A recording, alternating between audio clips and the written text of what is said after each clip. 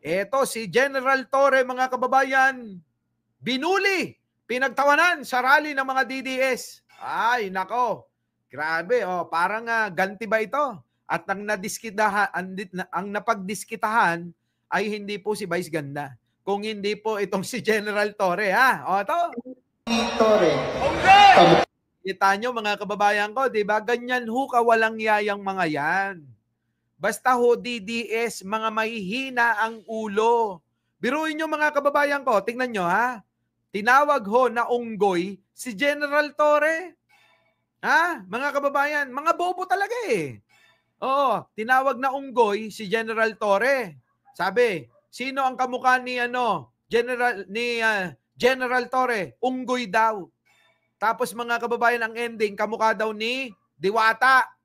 Eh di ba si Diwata kamukha din ni Digong? So ibig sabihin, si Diwata, si Digong, si General Torre, mga mukhang unggoy yan. Ganon ba? Oh, di ba?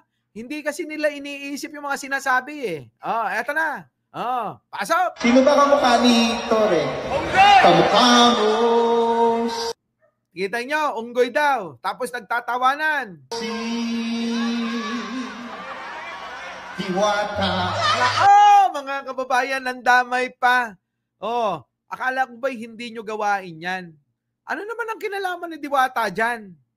Di po ba? Ngayon, sino mas malala? Sino ang walang modo sa pag-joke, sa pagbibiro? Mga kababayan. Di ba? Tayo, natatawa lang sa kanila. Kaya lang naihahambing ni natin yung reaksyon nila sa joke ni Vice Ganda. Di ba?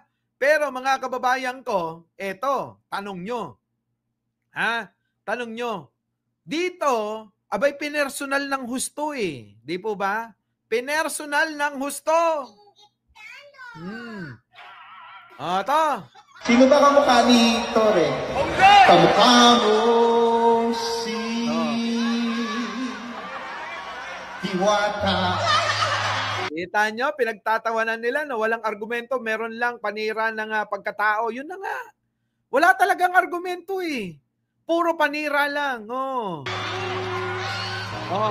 Tuwan-tuwa yung mga bobo sa Davao. Yan, mga yan. Mga bobo. Nang tayo ay baka.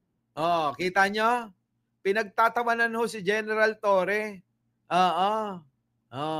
Tapos mga kababayan, nung binanatan ho, si Ginok ho, ni Vice Ganda, si Digong, mga kababayan parang mga sinaniban ng masamang espiritu